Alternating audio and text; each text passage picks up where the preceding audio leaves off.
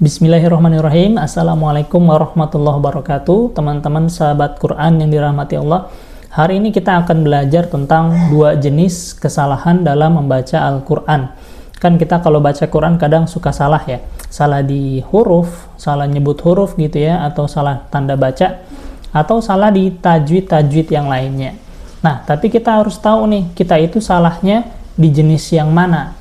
Dan terus apa yang harus kita prioritaskan untuk kita perbaiki dari bacaan kita. Nah, itu yang akan kita bahas hari ini.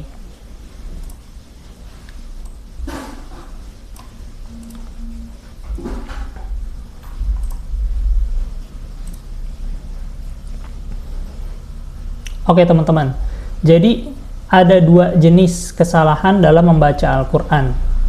Yang pertama, kita harus paham dulu tentang tahsin. Tahsin artinya memperbaiki bacaan Quran. Jadi kalau ada yang salah, maka ya harus diperbaiki. Nah, tapi nggak semuanya harus langsung kita perbaiki. Ada step-stepnya. Jadi harus ada yang diprioritaskan untuk diperbaiki. Nah, yang pertama adalah yang harus kita prioritaskan dalam perbaikan bacaan adalah kesalahan yang nyata atau kesalahan besar. Istilahnya adalah lahan jali. Ini kesalahan baca Quran yang pertama, tipe yang pertama, yaitu kesalahan yang terjadi pada lafaz yang menyalahi urf atau kebiasaan ahli qiraah yang bisa merubah arti atau kedudukan kata dalam kalimat. Jadi ini yang harus kita prioritaskan untuk perbaiki karena bisa mengubah makna dari bacaannya. Hukumnya haram ya, kalau kita biarin aja salah gitu ya, terus kita nggak mau perbaiki, nggak mau belajar untuk bisa benerin, maka ntar kita jadinya berdosa karena hukumnya haram. Makanya harus kita prioritaskan untuk ini diperbaiki. Contohnya adalah mengubah harokat. Ini di sebelah sini kita lihat ada bacaan an'amta, di bawahnya an'amtu. Bedanya kan ada di fathah sama domah, beda harokat. Tapi walaupun beda cuman harokat satu ini doang, itu bisa merubah makna yang jauh. Kalau an'amta artinya telah engkau beri nikmat. Kalau an'amtu telah aku beri nikmat. Jadi beda, kalau yang an'amta engkau, kalau yang an'amtu aku. Nah, jadi jangan sampai salah baca harokat karena bisa ngubah makna. Terus contoh lainnya, kalau yang bismillahirrahmanirrahim kita baca bismillahirrahmanirrahim. Di sini Allahi, di sini Allahu. Yang bawah salah harokatnya, maka jadinya nggak ada maknanya. Ya, harusnya maknanya adalah dengan menyebut nama Allah yang Maha Pengasih lagi Maha Penyayang. Kalau yang di bawah itu jadi nggak ada maknanya dalam bahasa Arab. Itu yang pertama, mengubah harokat. Masih di lahan jali, contoh yang kedua adalah mengubah huruf, baik huruf secara makhraj maupun sifatnya. Lihat dulu dari yang sebelah kiri ini, yang bacaannya alimun. Alimun. Alimun artinya maha mengetahui dengan huruf ain depannya. A. Kalau huruf ain kan dari tengah tenggorokan, suaranya A.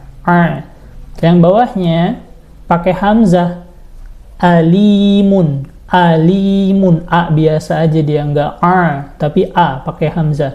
Alimun artinya pedih. Maka beda banget tuh ya, maknanya beda.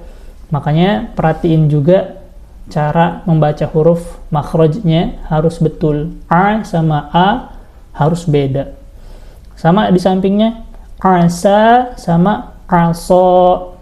Kalau asa pakai sin jadinya semoga atau harapan. Tapi kalau sok artinya jadi bermaksiat. Jadi berlawanan banget maknanya, jauh banget bedanya.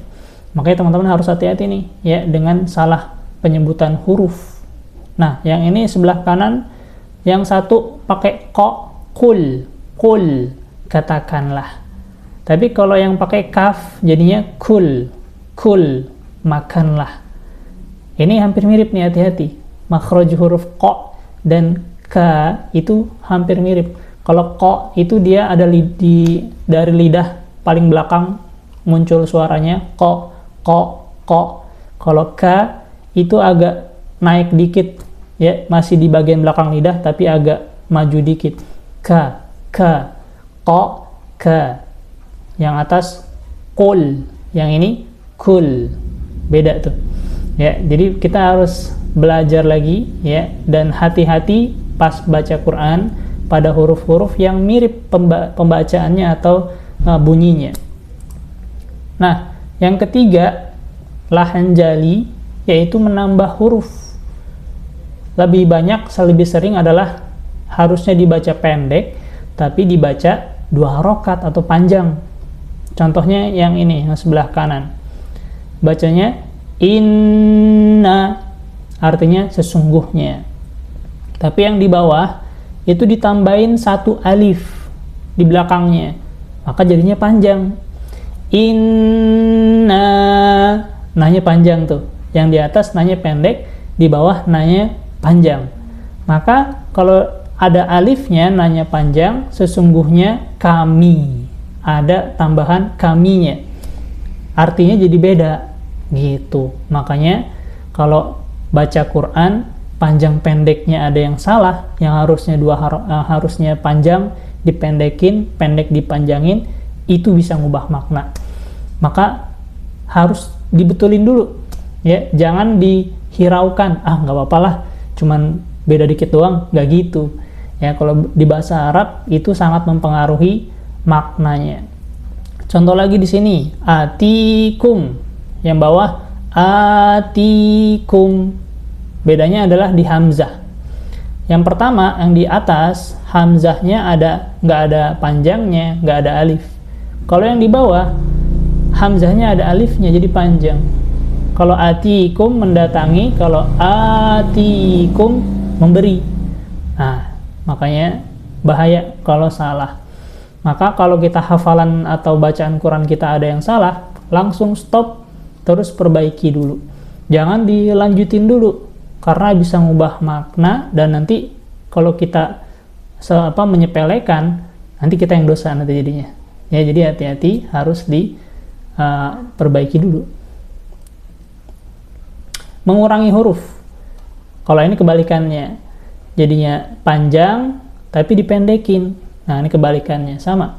Ya, menambah atau mengurangi huruf itu tidak boleh.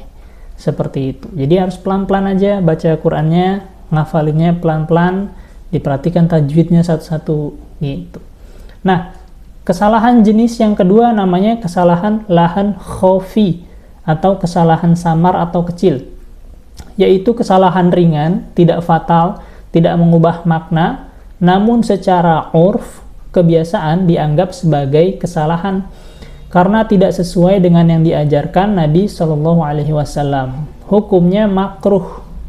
Contohnya, kurang dalam menggunakan suatu huruf, ikhfa, iklab, idghamnya kurang tebal tipis, tafkhim, tarkik, atau kurang panjang harokat mat 4, 5, 6 harokat. Namun jika kurang harokat pada matobi termasuk kesalahan nyata. Kita langsung contoh. Ini kesalahan kecil nih contohnya. Contoh kesalahan gunnah kurang ditahan, kurang lama. Misalnya nun tasdid kan harusnya dengung, kita tahan, tapi nggak ditahan. Inna a'tainakal kautsar. Inna, nunnya nggak ditahan tuh. Nah, itu termasuk lahan khofi atau kesalahan yang kecil. Tapi walaupun kesalahan kecil dan nggak sampai ngubah makna, tapi tetap harus dibetulkan karena tidak sesuai dengan kebiasaan para ulama membacanya dan juga nggak sesuai dengan ilmu tajwidnya. Maka yang benar adalah nun tasdid kita dengungkan, lama nahannya. Inna a'tainakal kautsar. Lanjut. Contoh lainnya, kesalahan kecil kurang dalam memanjangkan mat. Sebenarnya sudah panjang namun kurang panjang. Misalkan izaja'a. Kalau yang teman-teman udah belajar tajwid, Ini nama hukumnya mad wajib muttasil. Kayaknya udah pernah deh belajar teman-teman pasti di sekolahnya. Nah, di sini mad wajib muttasil itu harusnya dibaca 4 sampai 5 harokat. Jadi panjang. Iza jaa nasrullahi wal fath. Nah, kalau ja-nya kita bacanya cuma 2 harokat doang, iza jaa nasrullahi wal fath, ja-nya cuma dikit doang panjangnya, itu kesalahannya kecil, tapi tetap menyalahi aturan. Yang benar adalah tajwidnya baca minimal sampai 4 harokat. Jaa nasrullah, seperti itu. Gitu teman-teman ya. Jadi insya Allah udah paham ya. Nah, jadi teman-teman, kita harus prioritaskan, yang harus diutamakan adalah perbaiki yang lahan jali atau kesalahan yang besar, kesalahan yang bisa ngubah makna, contohnya ngubah huruf, salah tanda baca, harokat atau tasdid sukun gitu ya. Dan yang ketiga, panjang pendek. 3 ini harus kita prioritaskan, betulin di bacaan atau hafalan Quran kita. Kalau sudah, baru yang lahan khofi, yaitu lahan yang kesalahan kecil, yang gunnah gitu ya, terus yang mat, yang seperti itu. Sip, semoga bacaan kita bisa dimudahkan untuk diperbaiki ya. Kita minta sama Allah, semoga kita dikaruniakan ilmu untuk kita bisa belajar dan membaca Quran yang baik dan benar gitu ya. Karena baca Quran itu merupakan ibadah yang istimewa, yang satu hurufnya adalah 10 pahala. Seperti itu teman-teman ya. Semoga Allah mudahkan. Assalamualaikum warahmatullahi wabarakatuh.